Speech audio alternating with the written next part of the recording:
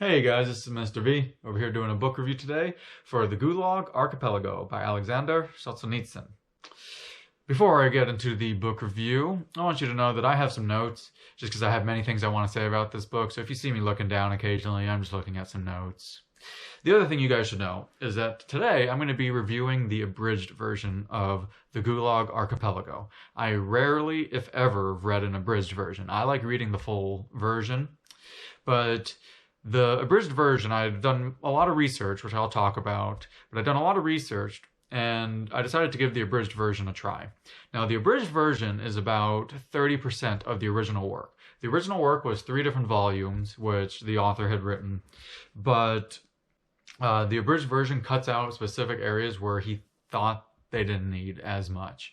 And he worked with the author on this. And because he worked with the author when he was doing the abridged version, he still kept all 7 main sections, so you still get the feel of the book and you still learn a lot.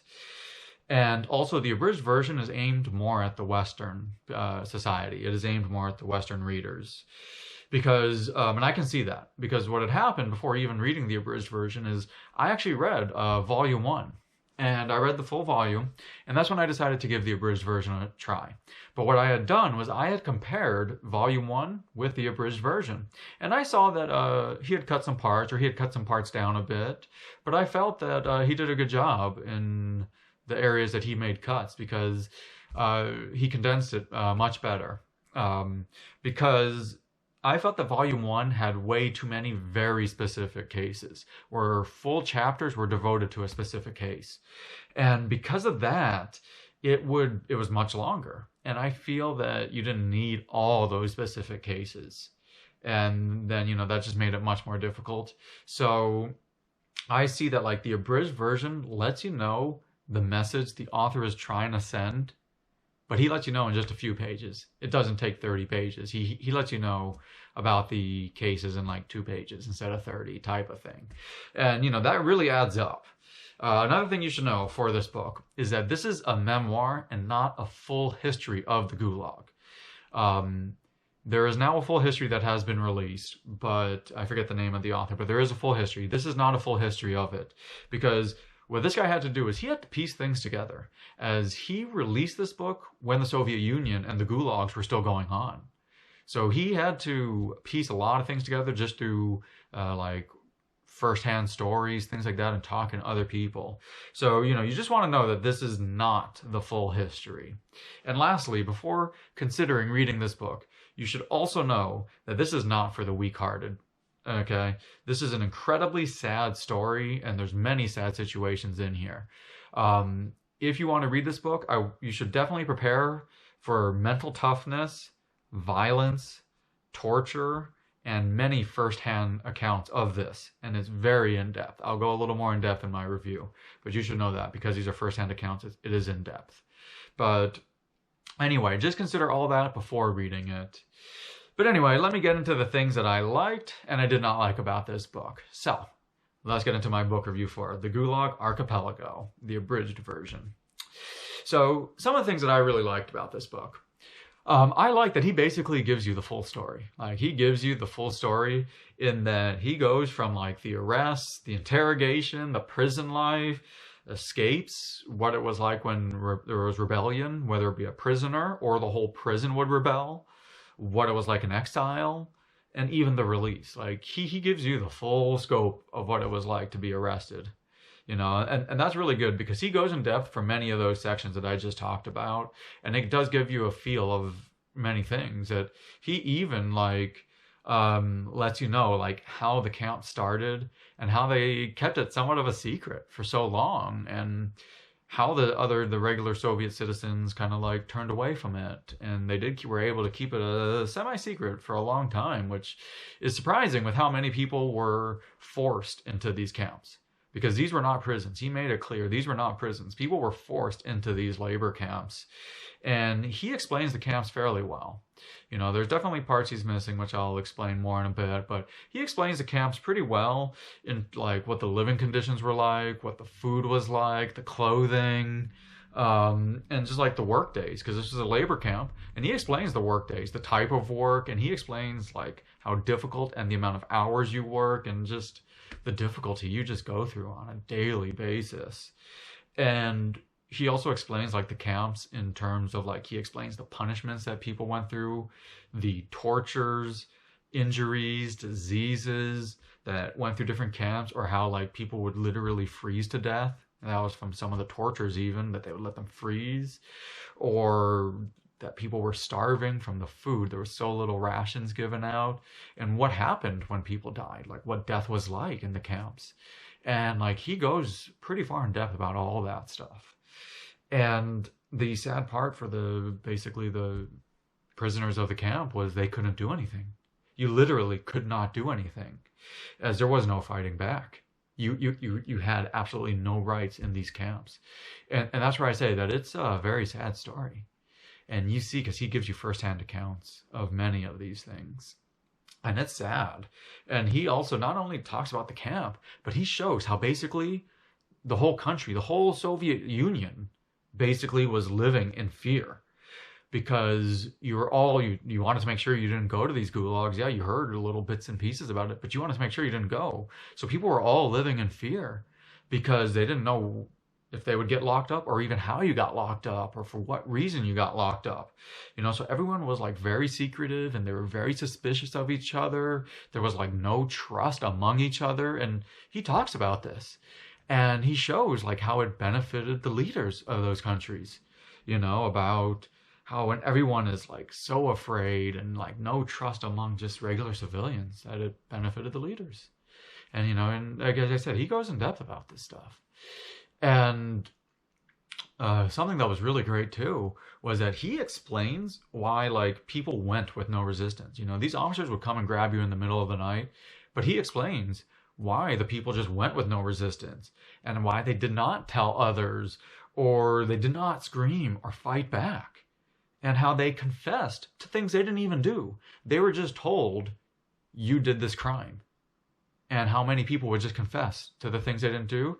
Of course, there was different interrogation techniques and tortures. He went through, I think, over 25 or 30 different methods. But he explained not only that, he explained some of the reasons, not only through torture, but like one example, I'll just give you one example, is that the officers would tell you, you're either going to get, if you confess, you'll get 10 years. If you don't confess, you're going to get 25 years. But as that citizen, you knew you were going to be found guilty either way. So many of them just confessed. So they got 10 years instead of 25 years. And the ones that tried to fight it got 25 years type of thing. Or they were tortured and then got 25 years. So he explains all that. And you see, I just gave one example, but he explains some of these other aspects. And what's cool is what's good is that he like takes you through the whole process, but he even explains the releases and how the release was tough. Like those are things that you would think, at least when you finally get released, that's great. But he explains how tough it is when they got released, how you basically sometimes would go into exile, or you would be basically released into like a new world. You had been gone for so long that you're basically being released into a new world. If you had a spouse, all that, they may have already moved on because you'd been in there for like at least 10 years type of thing. And that's why it's like almost a whole new world. And how do you restart yourself? And like, what do you do when people that know you have been in the gulag back off from you because they don't want to be locked up for any reason? And that's why when, you think of these types of systems, you think, at least you'll get released. That'll be great. And then you don't realize when he tells you at the end of the book about how difficult it was getting released. So it's very, very interesting. Now, some of the things I did not like were the book. There were parts that were very disjointed. Now, I know this is not meant to be like a free-flowing story. I already know that. But there were some parts that were very disjointed. But, this was not meant to be a free-flowing story. And it's meant more just to document like what happened and, things like that. But I do feel the abridged version did a much better job in this because of how disjointed things were. Sometimes he would go into like a specific case, whereas the abridged version would give you that case and let you know what happened in just a few pages. And that's why I said there was times where it was pretty disjointed, even though it was meant just to document what happened. So, that was one thing I didn't like. Another thing I didn't like was that some parts definitely dragged. Because he does go in depth. I just mentioned some of the things I talked about that I liked, but he goes in depth about it. And because of that, there are some parts in the middle that do drag a bit. That you are like, okay, I don't need to hear 5 cases of what happened type of thing. It's very sad, but you don't need to hear it. But I think because it was released in the early 1970s, that he was like letting people like know the message and like really hammering it home. But it is difficult when it just a lot of stories are the same or similar. So some parts did drag a bit. And then one of the biggest thing I was against for this, or one of the biggest knocks against the book, I would say, was that he does talk about many sections, but he does talk about the arrest process for a long time. He does talk about it for a very long time. And while he does mention camp life, and he does talk about the camps, as I just said, but a lot of things were focused on many other subjects.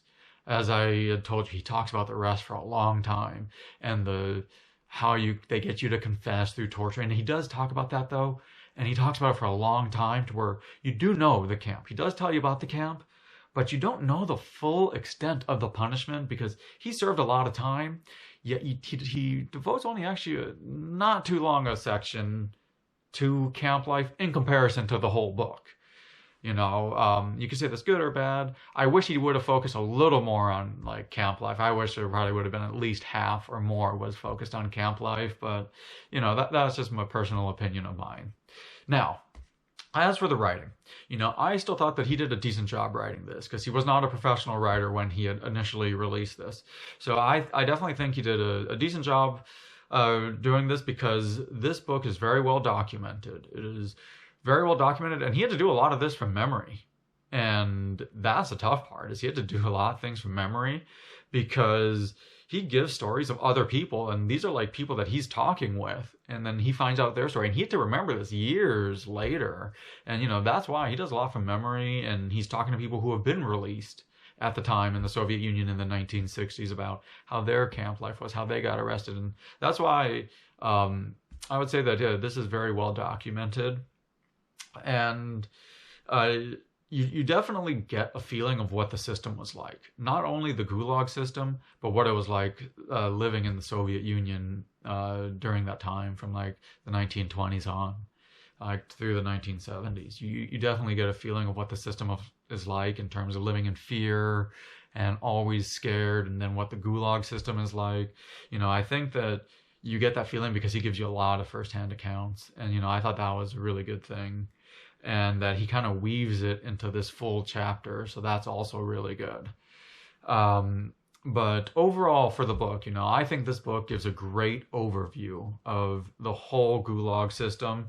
And I would say that you only need the abridged version. I would not suggest all 3 volumes. If you get the abridged and then you really just love it and just want to go for all 3, then go for all 3. But I would recommend the abridged version first, because, I just feel that it was just great reading overall. And sadly, I think similar things go on today. I think similar things go on today with forced labor camps around the world and the types of confessions they get people to make. And I do feel that's just a personal opinion of mine, but I do feel that way. And that's why it is a very interesting read.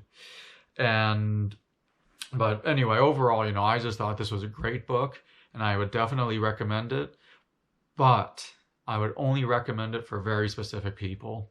And what I mean by very specific people is that this is not for the lighthearted person. So that's why, because it's very sad things. There's very tough things to read at times because of the tortures people go through and the injuries, and which is what happens.